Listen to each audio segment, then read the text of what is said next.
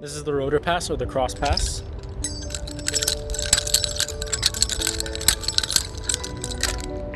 It's called that because, yes, the nunchucks are being flashy and they're doing something kind of around this perimeter.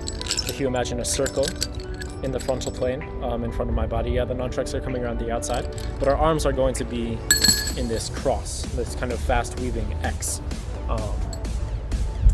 as we do multiple repetitions of this pass. So it's a little bit different than previous passes in that, number one, this is our first ever frontal plane pass. And two, it's both hands are, yes, one releases like before, like this top hand would release in our basic shoulder passes. There's like kind of an obvious transition period where we're only holding the nunchucks in one hand for our previous passes, and the same thing was kind of true for under same side shoulder, right? It's just this hand right now. But for this, both hands are pretty involved, even though we are releasing and regrabbing throughout, if you're repeating this over and over again, instead of just using it as like a transition move in between two other tricks. Anyway, let's get started on it. Hold the nunchucks in one hand in a forward grip. This is a simpler trick, so I'm not going to be mirroring the video for you and assuming that you're all right-handed. One, because you're not, and two, because you have to learn this on both hands and it's not that bad. All right, so start swinging outside to in, under to over, right? So outside to in, and we're coming back up and towards our center line from our crotch, okay?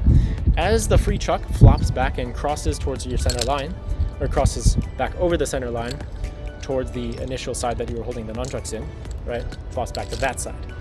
You're going to catch the free chuck with your free hand, also in a forward grip, right? So first of all, just get that swing and that catch so that both thumbs are pointed upwards or kind of inwards towards each other like this. A couple things before we move on, even though that might be pretty simple once you practice it a couple times. Try not to be holding the nunchucks super far down, because if you do that, you're going to end up with your elbows kind of together here, and it's going to be a much more awkward, weird looking trick. It's better to, for aesthetic purposes, kind of have this X in your arms instead of this big long thing, like some sort of beetle with antennas sticking out, okay?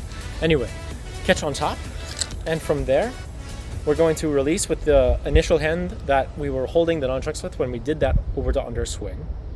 So this hand's going to release. But as we're releasing, we don't want to get caught over this hand. So I'm going to try to swing down, below, and catch. But when we do that, if this hand is just kind of there, and I try with this hand now to drag over the top, the nunchucks can kind of get stuck and you can have some flop in the chain and it doesn't look good.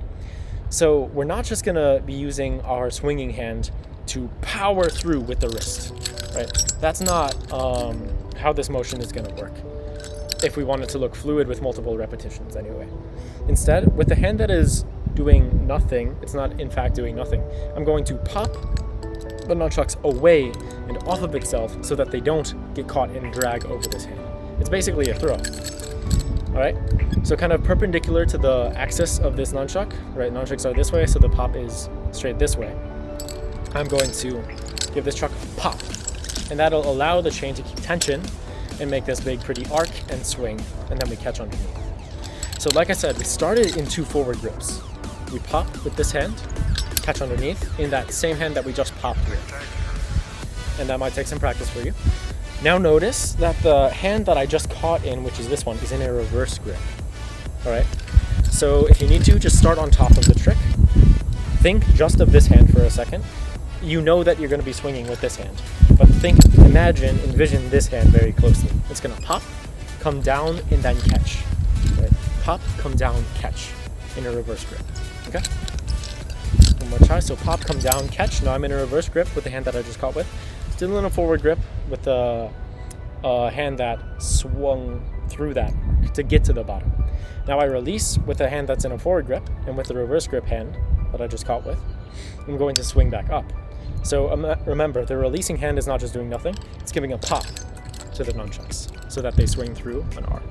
Right, so my right hand, again not mirroring this video, this hand, my right hand, pops and catches below. Now left hand pops and catches above.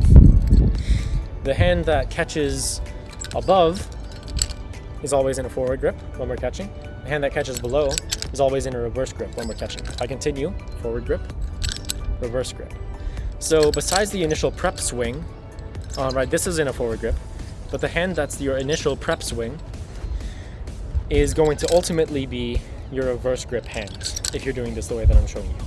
Right? This is reverse grip now. This is the same hand, the one that I'm wiggling, as the hand that I did at prep swing. It's always catching and staying in a reverse grip throughout the trick.